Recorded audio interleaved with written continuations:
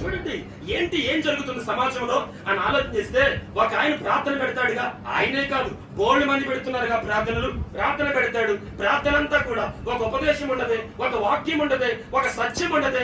ఒక ఆయన పేర్లు పెట్టి పిలుస్తాడు, మనమే పిలుస్తాములే, కానీ అది అది ఉన్నతమైన విషయం కాదుగా. ఎందుకో తెలుసా?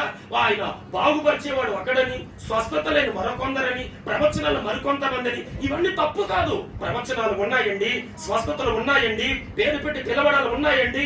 కానీ అదే సేవ, అదే పరలోకము, అదే మార్గము, అదే ఒక మనిషికి అవసరమని ఎలా బోధించగలుగుతావు? స్తోత్రము కలుగులు గాక.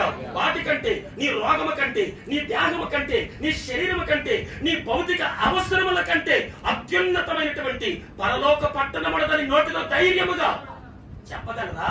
బోధించగలరా? ఈ బోధ అవసరం లేదా ప్రజలకు? ఎప్పుడు చూసినా, ఎక్కడ చూసినా రోగాలతో ఉన్నవారులారా, బాధలతో ఉన్నవారులారా. ఆ మధ్య నాకు ఒక సలహా ఇచ్చాడు. కాదండి, ఇది నెలకోసారి ఎట్టడం కాదండి, కైకిలువులో చాలా మంది వస్తున్నారుగా, వారాల పేదలు పెట్టవచ్చుగా అన్నాడు. అదేంటి అన్నాను. అదేంటంటే అప్పుడు నాకు చెప్పారు, ఏం కాదు, ఎవడో వచ్చాడు కొన్ని సమస్యతో, వాడికి మీరు ఏం చెప్తాడు? కళ్ళు మూసుకొని 7 వారాలు రావాలి నా కుమారుడు అని చెప్పడం ప్రారంభించాను. కళ్ళు మూసుకుని నువ్వేం చేయాలంటే తెలుసన్నా, 18 వారాలు రావడం నువ్వు చెప్తే ఆలవతలు ఆటోమేటిక్ గా ఎక్కడికి? వారాల పేదన. అవునులేదు, ముదురునిపాడు మరుగైపోయిందిగా, మరొక ముదురునిపాడు మనం నేర్పుకుందాం. ఇక్కడ అవ్యంతకాలం ఉండి ఆడవాలి. అది ఏమైంది ఈ రోజున? స్తోత్రం.